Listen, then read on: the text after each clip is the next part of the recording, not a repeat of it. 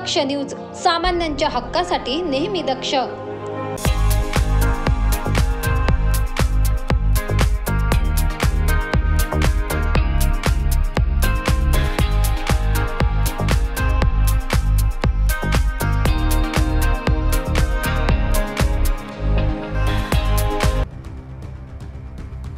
नाशिकमध्ये वाहतूक कोंडीने नागरिक त्रस्त झालेत।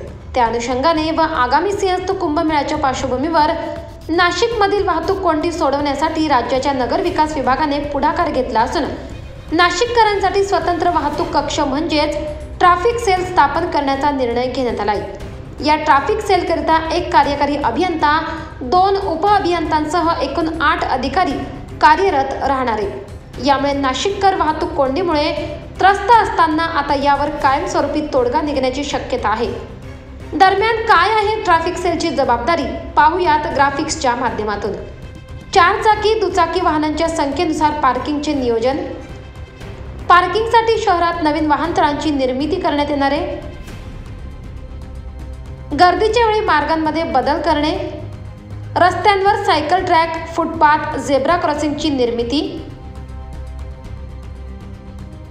सार्वजनिक बससाठी वाहतूक डेपोचे नियोजन, शहरासाठी स्वतंत्र वाहतूक आराखडा तयार करणे। दरम्यान शहरातील पार्किंगचे सुयोग्य नियोजन करण्यासाठी तसेच वाहतूक कोंडीला आळा घालण्यासाठी हा ट्रॅफिक सेल उपयुक्त ठरणार आहे। यामुळे नाशिककरांची डोकेदुखी आता कमी होण्याची शक्यता आहे। मानसी देशमुख, दक्ष न्यूज, नाशिक।